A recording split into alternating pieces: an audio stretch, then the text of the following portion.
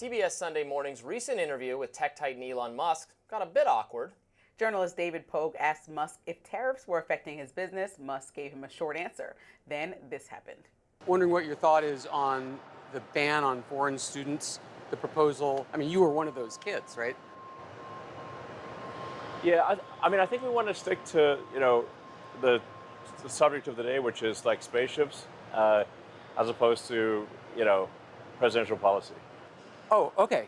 Yeah. I was told anything's good, but... No. Musk followed that up with he said that blaming Doge for everything was going to be unfair. The idea that Doge was going to stop people from getting their Social Security check, according to Musk, was just not true. Eventually, Musk did talk a little bit about the administration without Pogue asking about it. Take a look. I agree with much of what the administration does, but we have differences of opinion. It's difficult for me to bring that up in an interview because then it creates a bone of contention. So then I'm a little stuck in a bind where I'm like, well, I don't want to, speak out against the administration, but I don't want to. I also don't want to take responsibility for everything the administration is doing. Musk's last day at the White House was last week, since his time limit on being a special government employee has expired. Just from like a journalistic standpoint, I don't know. Your people have to set up an interview then along the lines that you want to discuss. Like No. I actually 100,000% disagree with that. So when you go interview with a journalist, we're not just only talking about your spaceships. If there's pertinent news at the top of the day that people have been talking about endlessly, there's no way a real journalist is going to avoid that question. Or they might say no to the interview if it's completely off the table and you won't do it, or you'll storm off if they ask the question. Well, right. Well, you're supposed to say, I'm willing to talk to you about this. And the journalist say, when you're setting up the interview, well, this is what we want to talk about. You make some agreement over what you're going to talk about and what's going to be covered. And then, if you go back on that. Now, it sounds like the journalist was saying he didn't go back on that. He said, your people said you'd be willing to talk about whatever. And Elon Musk is saying, I just want to talk about spaceships. So that's a failure of setting up the interview. I thought it was interesting. He said what, quote, was starting to happen was a bit unfair. He also said, quote, becoming the whipping boy for everything is what Doge was doing, right? When you brought that up when you were reading the script. I think that he has a point there. I think that some Republicans look at Musk as this needed disruptor who could do the dirty work, right? He could slash departments. He could fire bureaucrats. He could take all the political heat, and he doesn't have to worry about midterms or the next election season. He just can go back to the private sector.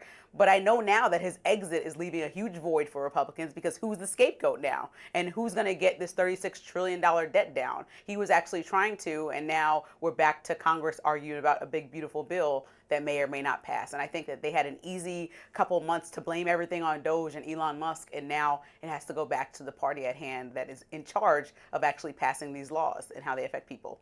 I think it's interesting that it's clear Elon Musk does not agree with some of the administration's policies on immigration, on tariffs. It's not a secret. Even when he was still part of Doge, he spoke up against tariffs. He tweeted about why he didn't like them. He called the main advocate for tariffs within the administration, Peter Navarro, the R word. Got into screaming matches, we know. He does not want tariffs. He convinced Trump on the H-1B visa fight to be for bringing in more high-skilled immigrants, primarily from India, for that class of immigrants. He's the leader he's an important tech leader. The tech sector needs skilled immigrants to be able to come to the U.S.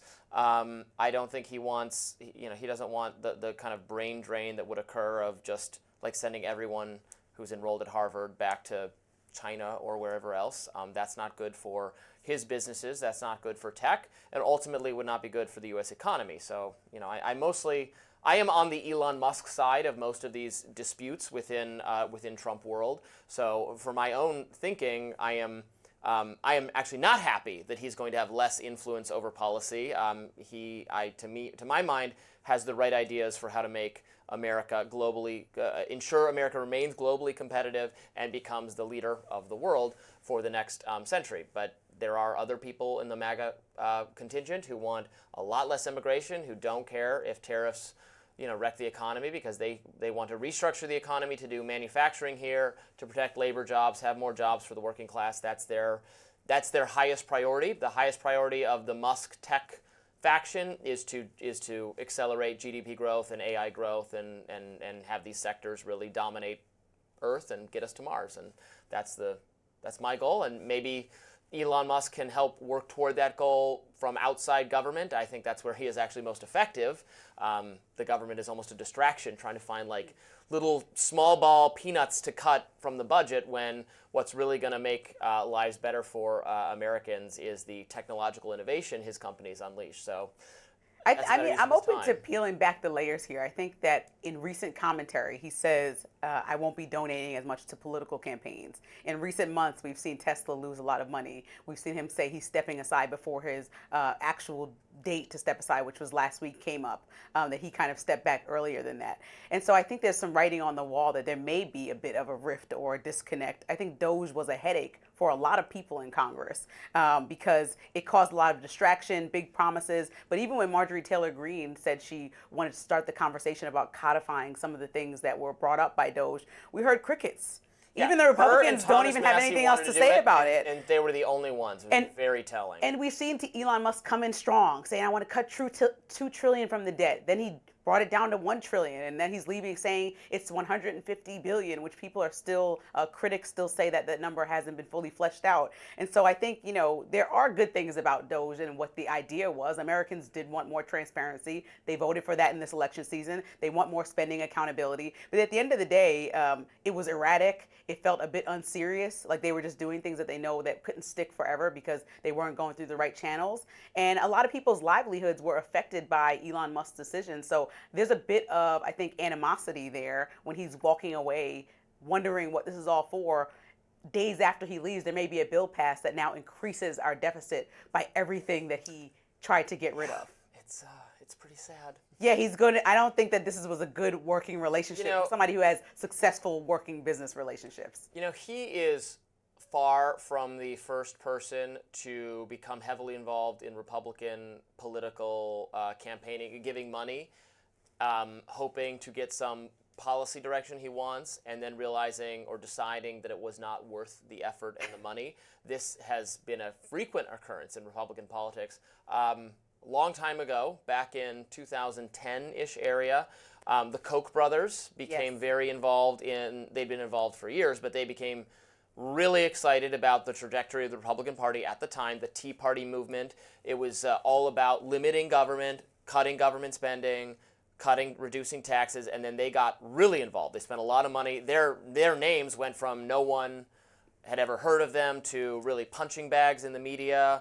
They were exhaustively scrutinized. They spent tons of money to elect Republicans in 2010, 2012, etc.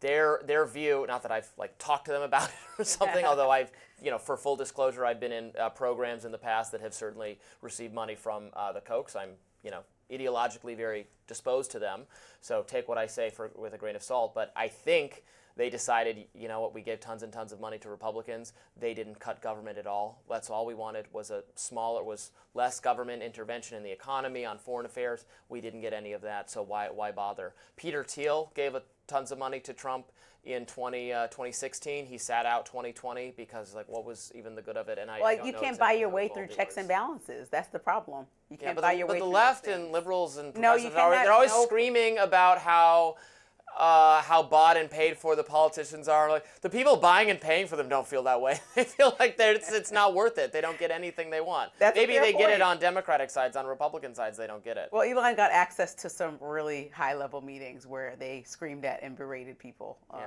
like the South African Maybe president. you can buy influence if you're trying to get specific industry perks or something, but if you're trying to get a general cut to what the government does, you can't buy influence, which is very, very sad for me. Coming up, let's hear why conservatives are blasting Michelle Obama's comments on pregnancy as beyond evil.